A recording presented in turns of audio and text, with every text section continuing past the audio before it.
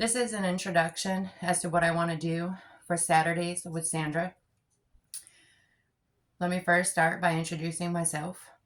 For the first 10 years of my life, I was known by my birth name, Sandra Lee Butler. For the next couple of decades, I was known by my adopted name, Sandra Rosa Jurasic.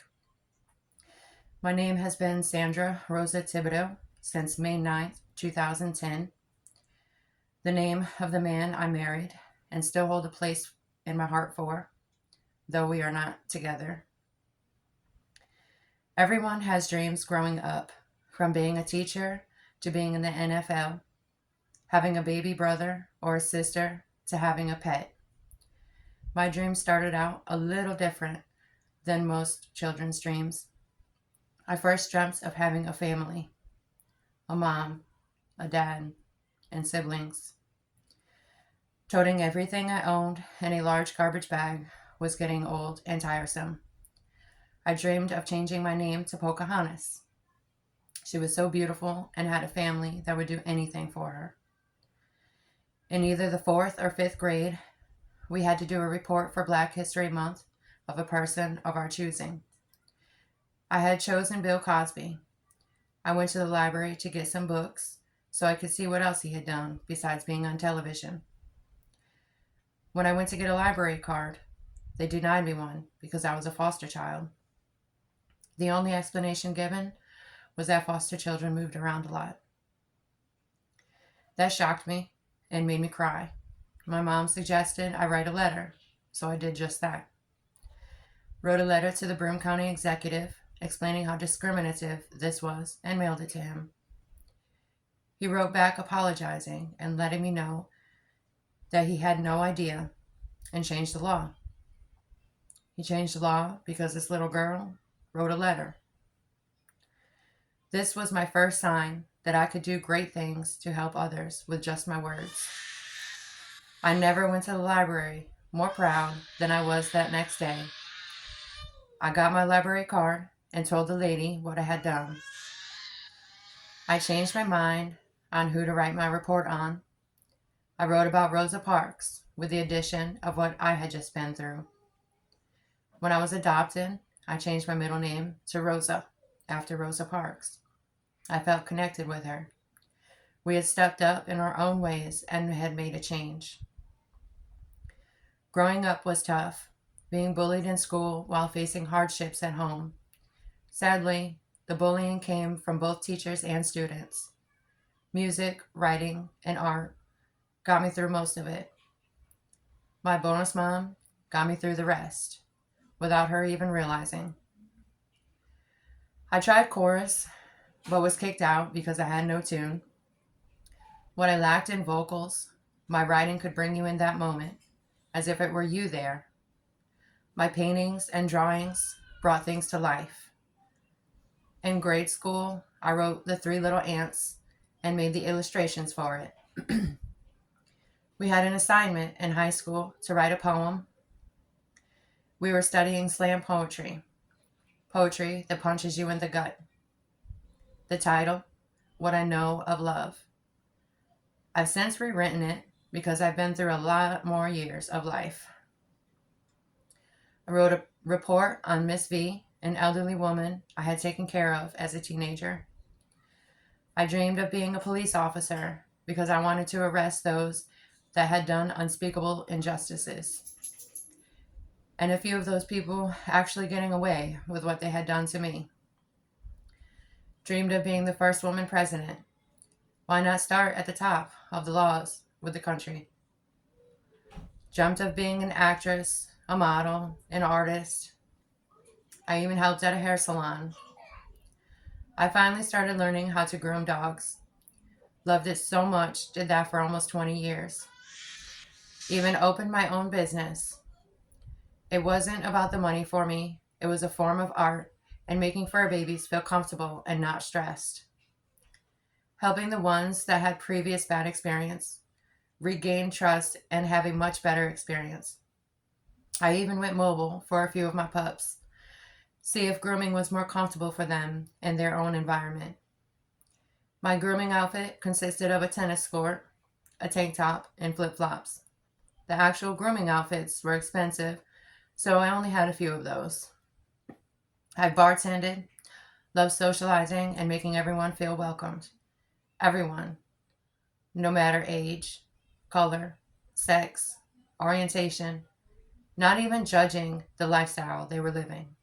Everyone. I've gone from car wash attendant to lube tech to assistant manager because of the drive I had for work. I did my job and then some. I always believed in going the extra mile. I went from customer service rep to assistant manager to a general manager of my own U-Haul center. And yet, I still keep coming back to helping people on a more personal level. All throughout my life, people have come to me in sadness, anger, despair, and feeling like it's the end of their rope. People have told me that I am easy to talk to. I've sat there with my heart open wide and listened with non-judgmental ears. I've talked with them, cried with them, and eased their minds. I've helped them through their difficult times. Yes, I've said things they didn't want to hear. Said them in a way that wasn't harsh, combative, nor blaming. Lastly, never saying those words of, "I told you so." Unfortunately, I seem to have said what was needed to be said and disappeared before seeing if I had actually made a difference. I also have a knack for saying the same thing in multiple ways. If it wasn't understood the first or second time, it was by the third. I was a mediator for some. I've stood up for others, something I lacked for myself for the longest. At the end of the day, if I could turn one frown around, that made me feel accomplished. I've written letters as an adult trying to better people's work environment. People in such industries like waste management. It takes a special person to be able to handle such a job. Yet we go about our day and not think twice about them. Offer them a water or a Coke and tell them thank you. Watch their faces light up when they are recognized.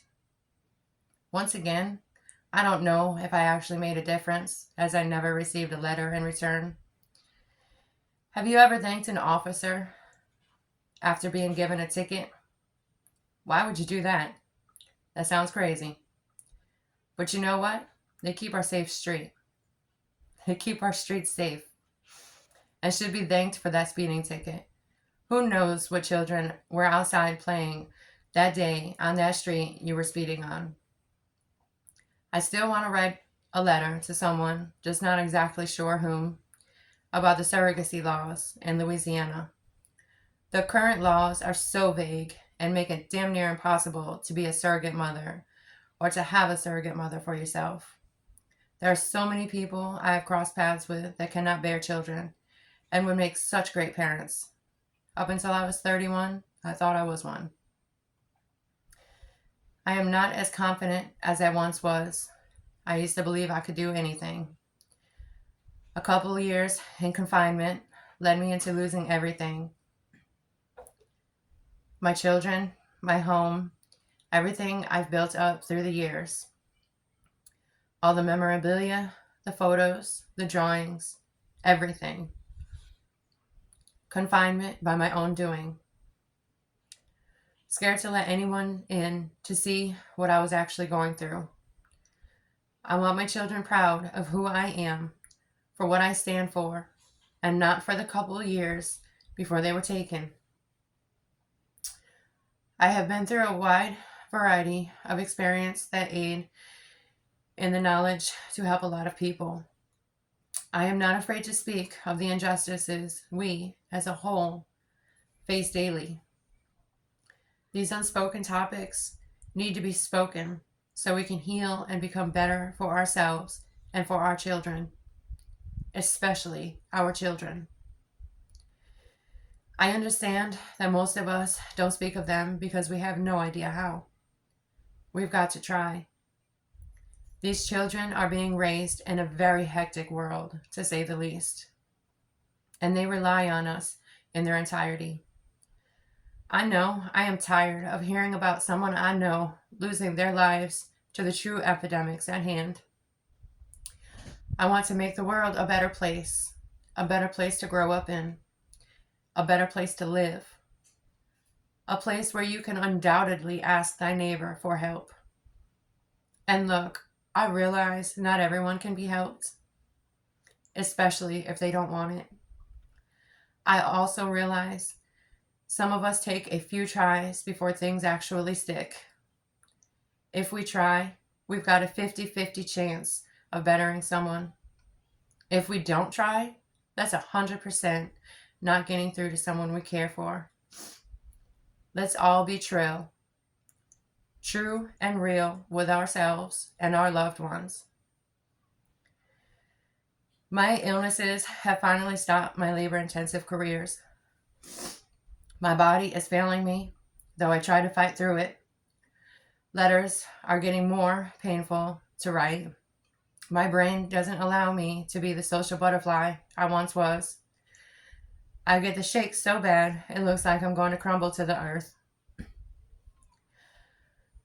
I want to try and speak once a week to regain my confidence.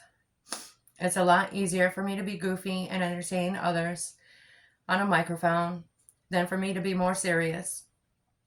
My idea is to share a quote, make it understandable, and share a piece of me.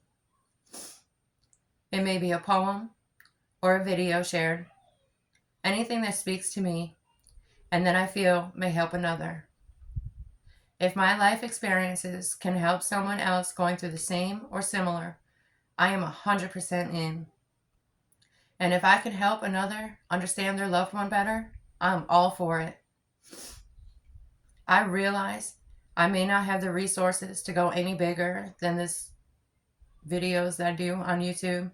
However, it's a start. We've all got to start somewhere, and it's usually as small as this. Eventually, I would like to go big, speak on a stage in front of a crowd. For now, this will work until I get my strength back. Also, I will try to upload my videos on my YouTube channel. Please feel free to go to my channel and share any of the videos. My YouTube channel is sr.jurassic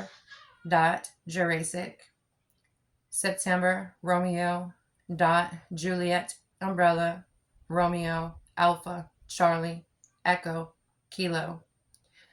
All I ask for is support. This is my second calling, my first being motherhood. I thank y'all for your time and understanding. Remember, always shoot for the stars.